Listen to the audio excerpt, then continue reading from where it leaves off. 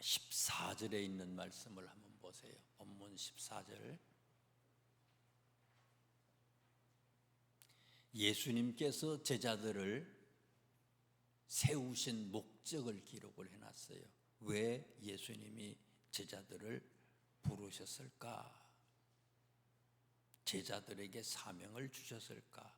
이유가 뭐라고요? 함께 있게 하시기 위해서. 함께. 누구하고요? 예수님과 함께 있게 하기 위해서 제자들을 부르고 우리들을 불렀다 하는 얘기예요. 함께라고 하는 말은요, 헬라 말로 메타라고 하는 말인데, 구약 성경 히브리어에는요 이거하고 좀 비슷한 단어가 있어요. 하라크라고 하는 말인데 이거 역시 함께 가다라고 하는 말이고요. 이것을 성경 번역하는 사람들은 동행 이렇게 번역을 했어요. 에노기가 하나님과 동행했다. 노아가 하나님과 동행했다. 하라크라고 하는 말을 사용했는데 그것은 오늘 본문에 나오는 이 메타, 함께라고 하는 단어하고 비슷한 그런 단어예요. 본문의 오늘 말씀의 제목이 주님과 함께예요. 주님과 함께. 어떻게 하는 것이 주님과 함께 하는 것일까? 함께 하려고 하는 사람은 많지만 함께 하지 못하는 사람도 많아요. 마음은 그런데 그렇게 하지 못하는 사람들이 많아요. 주님과 함께 하는 것이 어떤 것일까? 첫째, 같은 마음을 품는 거예요. 주님하고 같은 마음, 하나님과 같은 마음, 예수님과 같은 마음, 성령님과 같은 마음, 같은 마음을 품는 것, 같은 마음을 품어야지 그게 동행하는 것, 함께 가는 거다.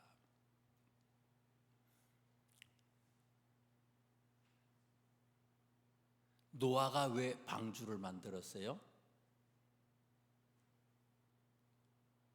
그 당시에 사는 사람들을 다 구원시키기 위해서 하나님이 노아한테 방주를 만들라고 했어요. 방주에 들어간 건 어떤 것들이 들어갔어요? 노아의 8 식구와 짐승들이 들어가잖아요. 정결한 짐승은 7쌍, 부정한 짐승은 2쌍씩 방주에 들어갔어요. 짐승들이 방주에 들어갔다는 것은 뭐를 의미하는 겁니까? 사실은요, 짐승을 하나님께서 사랑하시겠어요? 사람을 사랑하시겠어요? 물론 다 사랑하지만은 짐승하고 사람은 비길 수가 없지요. 짐승이 들어갔다는 것은 사람은 두말할 필요가 없다는 거예요. 이 땅에 있는 모든 사람들을 다 구원하고 싶었는데 그 소리를 듣고 아멘 하고 응답하고 순종한 사람은 노아의 8 식구밖에 없었다는 거예요. 하나님은 모든 사람을 사실은 다 사랑하셨어요. 창세기 1장 28절에서 2장에 있는 말씀에 보면요, 하나님이 천지창조를 하시고 사람들에게 세상의 짐승들에게는 세상에게는 주지 않았던 특별한 걸 주잖아요. 하나님의 형상을, 하나님의 생기를 우리 인간의 코에다가 불어넣어 주셨다고 했어요. 그래서 우리 인간이 어떤 존재가 됐어요? 생명이 됐다, 그렇게 얘기했어요. 뿐만 아니라 하나님은 우리 인간들을 창조하시고 축복하시면서 말씀하셨어요. 생육하고 번성하여 땅에 충만하라, 땅을 정복하라, 바다의 물고기와 하늘의 새와 땅에 움직이는 모든 생물을 다스리라. 만물의 영장으로서의 축복을 준 거예요. 온 세상을 다스리고 정복하고 만물의 영장으로서의 우리 인간을 축복해 주셨어요. 요한복음 3장 16절에는 하나님이 우리 인간을 얼마나 사랑하셨다고요? 독생자를 주셔서 우리를 살리려고, 그럴 정도로 하나님은 우리를 사랑해 주셨다는 거예요. 하나님이 직접 오셨어요. 아들의 모습으로 직접 오셨어요. 얼마나 사랑하셨으면 그분이 십자가에 돌아가셨어요. 이게 하나님의 마음이에요. 디모데전서 2장 4절에 보니까 하나님은 모든 사람이 구원을 받으며 진리를 아는 데에 이르기를 원하신다 그랬어요. 모든 사람이 구원받는 것, 그것이 하나님의 뜻이고 하나님의 마음이라는 거예요. 요한복음 6장 39절에 있는 말씀에 보니까 나를 보내신 이의 뜻은, 하나님의 뜻이 뭐냐? 내게 주신 자 중에 내가 하나도 잃어버리지 아니하고 마지막 날에 다시 살리는 것이다. 하나님의 뜻이 뭐라고요? 이 세상에 있는 한 생명도 놓치지 아니하고 다 구원받게 하는 것이 하나님의 뜻이라는 거예요.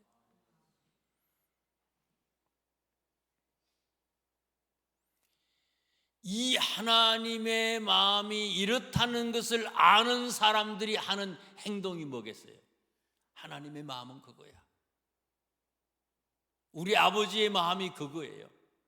그래서 나오는 게, 자연 발생적으로 나오는 게 뭐예요? 전도가 아니겠어요? 그게 전도예요. 14절 보세요. 본문에 이에 12를 세우셨으니 이는 자기와 함께 있게 하고 또 보내사 전도도 하며. 예수님이 보내서 전도하는 거 아니에요.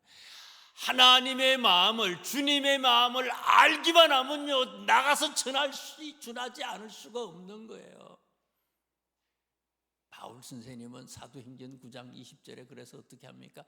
즉시 예수님 만나고 즉시 나가서 예수는 그리스도라고 전하기 시작했다 그랬어요. 오래된 게 해야지 전도할 수 있는 게 아니에요. 초신자 바울은요, 바로 예수 믿자 전도하기 시작한 거예요. 함께 한다는 것은 그분의 마음을 알기만 하면 되는, 알면 시작하는 거예요. 두 번째, 주님과 함께 한다는 게 뭐냐? 연세 드신 분들이 좀 많잖아요, 요즘에는요. 근데 조심해야 돼요. 뭘 조심해야 되느냐? 이혼당해요. 황혼 이혼. 조심해야 되는 거예요. 제가 지난번에도 말씀을 드렸지만, 저기 다바오 우리 선교사님 거기 있던 그 배장로님 있잖아요. 작년에 만났더니 그래, 지금 81세인데 80세구나. 올해 80인데 아침에 일어날 때 뭐라 그런다고요? 여보 나 눈 떠도 돼?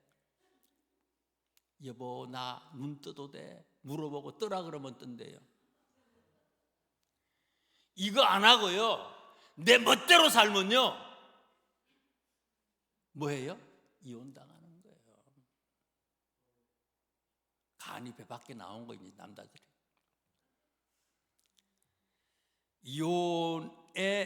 이 황혼 이혼의 원인이 세 가지라 그러네요. 첫째는 성격 차이, 두 번째는 경제적인 원인, 세 번째는 배우자의 부정이에요. 이 모든 것을 하나로 딱 요약하면 뭐냐? 소통부재예요. 소통부재.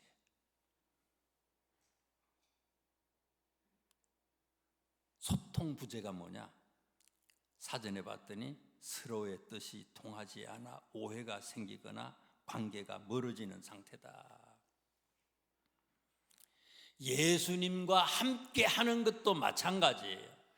주님과 함께 한다고 하지만은 소통이 부재하면요, 함께 하는 게 아니에요. 13절에 있는 말씀을 보세요. 오늘 본문 13절. 예수님이요. 13절 보세요. 눈 번쩍 뜨고요. 13절 보세요. 어디에서 제자들을 불렀어요? 산에서 제자들을 불렀어요. 왜 예수님이 산에 오르셔서 제자들을 부르셨을까? 이유가 뭘까? 마가복음 6장 46절 말씀에 보면요, 기도하러 산에 가시니라 그랬어요. 예수님이 어디로 가셨다고요? 산으로 기도하러 가셨대요. 간절히 기도하기 위한 그런 장소예요.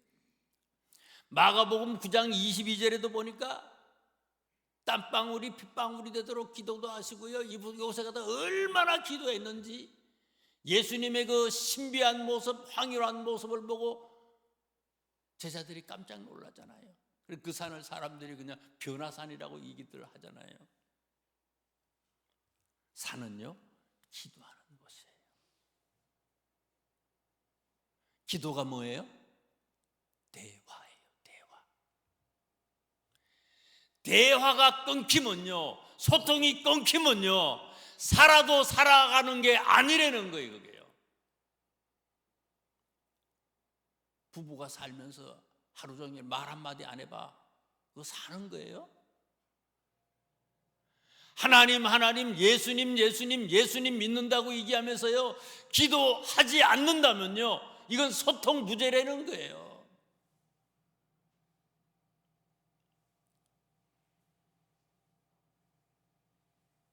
부부가 대화를 많이 해야지 이 가정은 황혼이요, 그런 거 걱정이 없는 거예요. 그런 가정은. 학교에서 성실한 학생은요, 선생님하고 친해요. 선생님하고 대화도 잘해요. 질문도 잘하고요, 평상시에도 잘 얘기하고 해요. 뭔가 시원찮은 학생들은요, 선생님 만나보면 저쪽으로 도망가.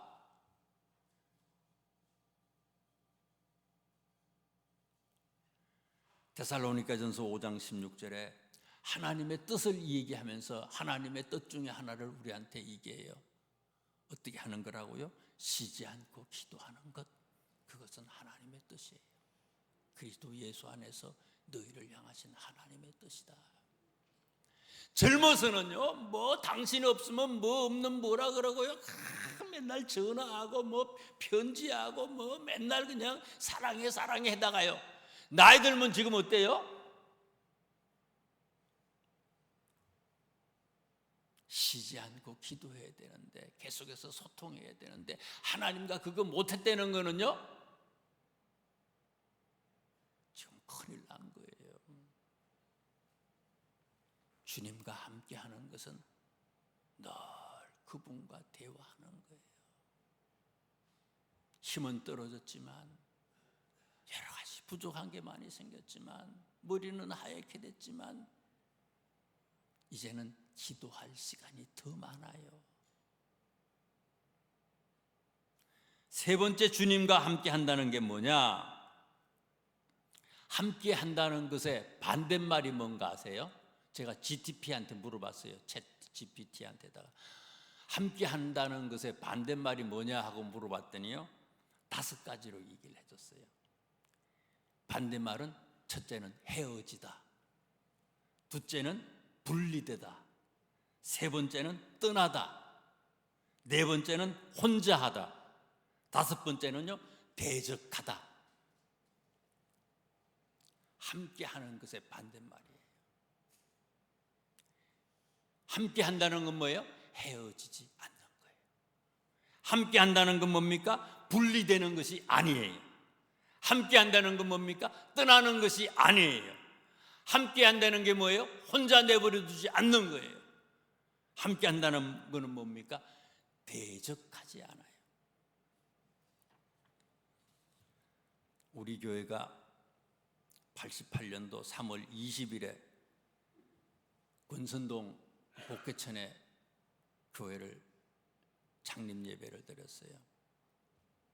그 전해에 87년도 가을에 교회를 짓기를 시작을 하고 이제 개척을 시작을 준비했는데, 교회가 개척되면요, 금방 부흥할 줄 알았어요.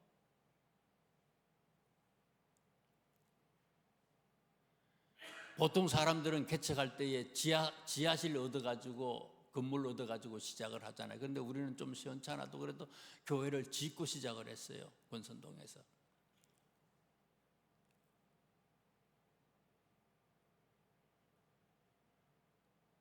신학교 제가 4학년 때 2학기 때 개척을 했는데, 교회를 짓고 개척을 하는데 잘 될 줄 알았어요. 왜냐하면요, 공부를 잘했거든요. 1학년 2학기 때부터 시작해가지고 4학년 때까지 계속 1등 했어요. 전액 장학금을 받았어요. 뭐 몇 프로 장학금 받은 게 아니라 100% 장학금을 받았어요. 어떨 때는요, 장학금을 3군데서 받아가지고요, 하나는 돈 안 내고 학교 다니고 2개 받은 거 가지고 생활했어요. 그러다가 학교에서 제가 총학생회장을 했어요. 리더십이 있다고 또 인정도 받았어요. 그래서요, 개척하면 금방 30명 모이고 100명 모이고 200명 모이고 막 300명 막 부흥할 줄 알았어요. 그런데 개척을 했는데요, 1년이 지났어요. 몇 명 모였겠어요? 한 명도 안 와. 가다가 들리기라도 들려야 되는데 한 명도 안 와. 1년 개척해가지고 1년이 됐는데. 이야, 우리 어머니는요, 돌아가신 우리 어머니, 태산을 넘어 흠곡이 가도, 아까 우리 찬양했던 그게 우리 어머니가 제일 좋아하시는 찬양이거든요. 전도사가 기도 안 하니까 교인이 안 오지. 맨날 그러시는 거예요. 맨날 요거도 먹는 거예요. 우리 어머니한테 혼나고요. 1년 반이 됐는데 한 명도 안 와. 생활이 안 돼. 먹을 게 없어. 쌀도 떨어져. 쌀이 없어.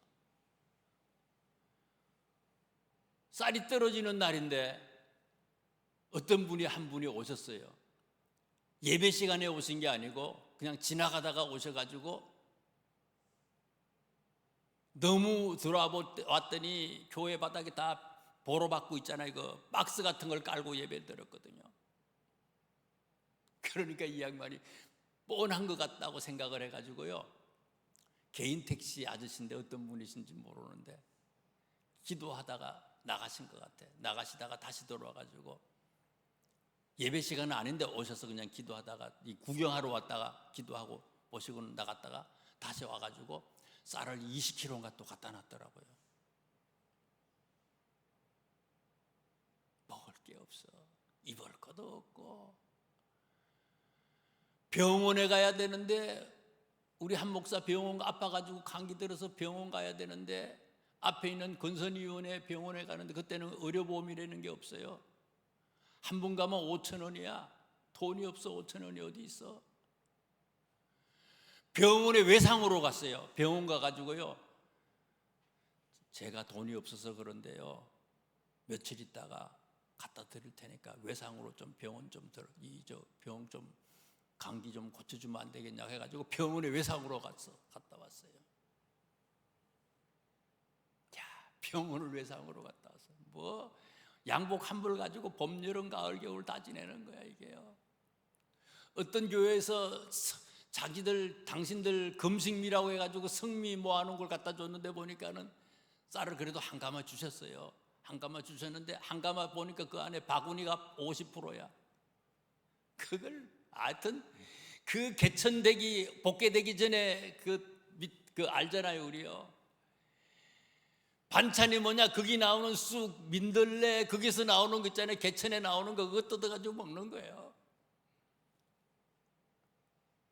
안 되겠어요. 한 명이 안 와. 2년이 거의 다 됐는데 안 돼. 그런데 지금 미국 가 계시는, 시카고에 계시는 어떤 목사님이 이제 은퇴하셨지, 그분이 우리 선배 되시는 목사님인데, 한 목사 여기 어디에 수원 부근에 있는 어떤 교회가 있는데 한 150명 정도 모인대요. 거기 교회에 담임을 하래요. 가고 거기 목사님이 수원 오고 싶어 한대. 왜 그런가 하면 자녀가 있어서 교육 때문에 수원 와서 개척하고 싶어 하시는 목사님이 있어서 거기로 이렇게 가면 안 되겠냐고, 서로 임지를 교환하면 안 되겠냐 그러더라고요. 기가 솔깃해요.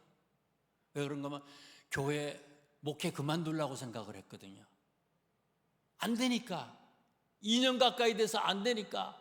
그래가지고 외국 유학을 갈까, 공부하러 유학을 갈까, 뭐 별 생각을 다 했어요. 그런데 거기 교회하고 여기 우리 수원에서 가까운 지역이에요.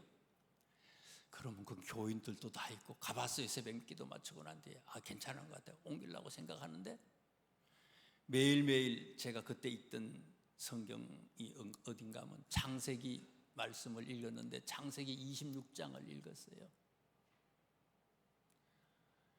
이삭이 사는 곳에 흉년이 들었어요. 다 사람들이 이집트로 내려가요.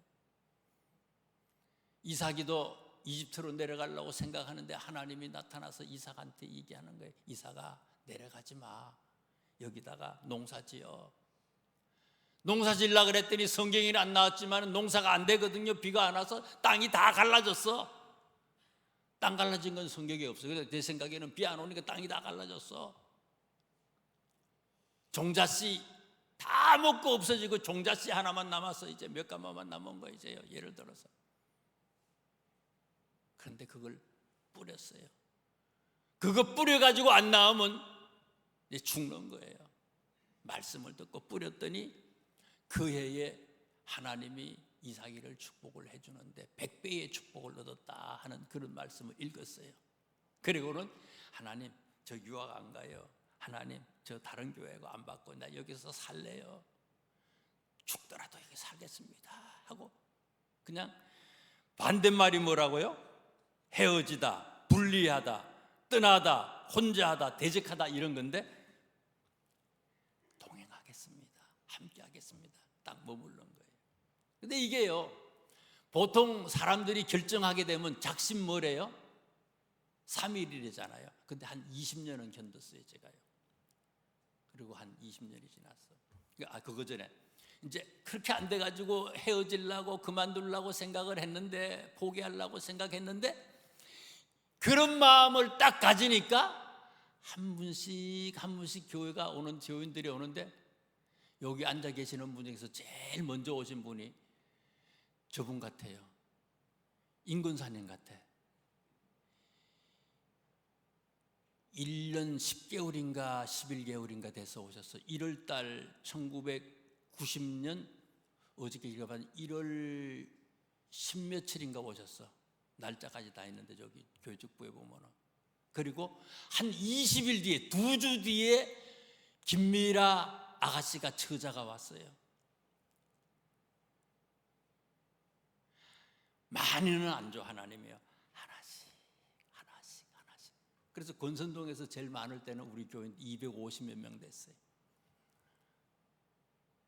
이쪽으로 이사 온다니까 또 확 줄어들었었는데요. 그리고 한 20년이 지났어요. 이곳에 와서 지하를 짓고 1층을 짓고 또 그 다음에 정축공사를 했잖아요. 2층, 3층, 4층 다 정축공사, 다 합치면 한 500, 한 20, 30평 돼요. 다 지었는데 우리 경기연회에 있는 큰 교회예요. 한 500명 정도 모이는 교회인데 저한테 지금의 서인석, 지금 우리 감독님이 서인석 감독님이거든요. 우리 연회가. 그때 당시에 서인석 감독이 저한테 불이 나게 전화가 왔어요. 한 목사님, 지금부터 한 20년 전이에요. 18년인가 돼요. 여기 교회에 문제가 있어서 우리 연회 중에서 목사님이 꼭 오셔야 된다고 사람들이 생각을 하고 목사님을 추천해서 전화를 했대요. 목사님만 결정하면 그곳에 갈 수가 있대. 올해 권선동에서 한 250명 모이는데 이쪽으로 오니까요, 핑계를 대. 아우, 이사를 가야 되니까 못 나와요. 부담이 되잖아요. 교회를 일찍 지으니까.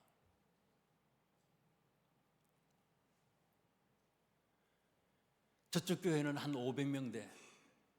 우리 경기도에 있는 감리교 안에서 30위 안에 들어가는 교회야. 나를 요구한대. 꼭 와야 된대. 제가 그랬죠. 가요. 가겠습니다. 그리고는 새벽에 기도하는데 갈 수가 없어요. 하나님이 붙잡아요.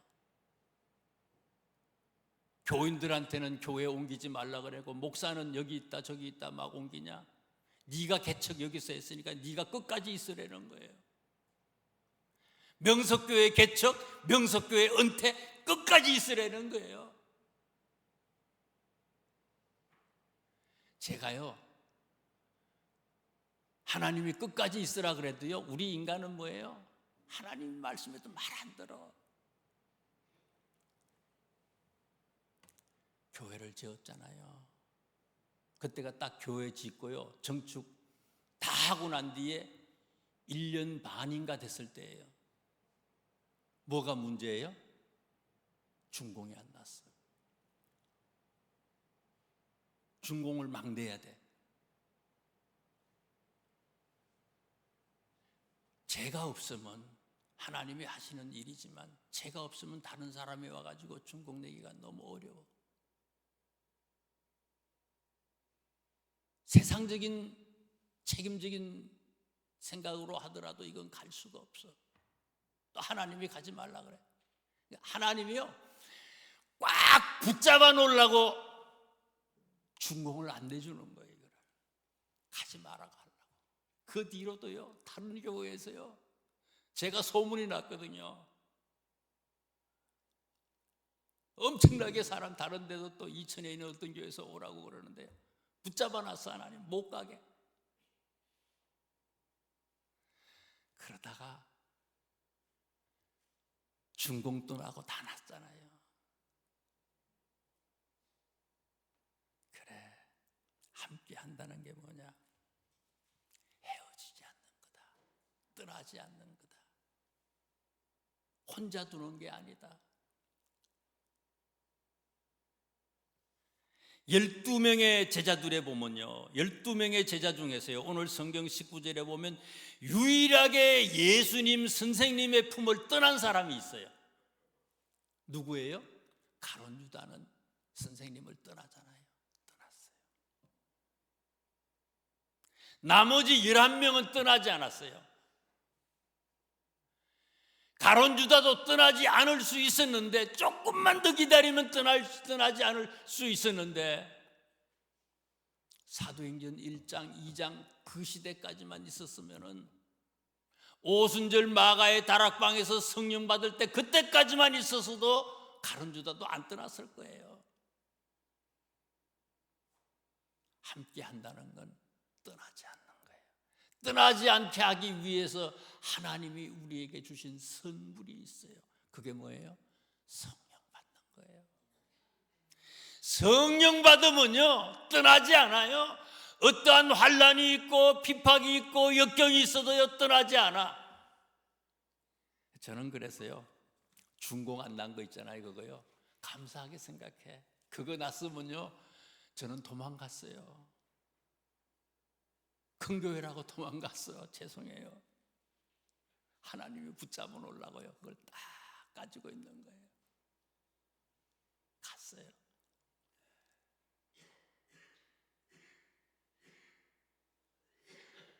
명석교회 개척 2년 있으면 은퇴잖아요. 명석교회 은퇴야. 하나님은 이것이 명예롭다고 얘기해 주시는 것 같아요. 우리 성도님들도 예수님께서 자기를 원하는 자들을 불렀는데 뭐 하기 위해서요? 함께 하기 위해서 제자들을 불렀어요. 오늘 우리들을 불렀어요. 끝까지 이런 주님과 함께 하시는 우리 모든 성도님들이 되시기를 주님의 이름으로 축원합니다. 기도하겠습니다. 하나님,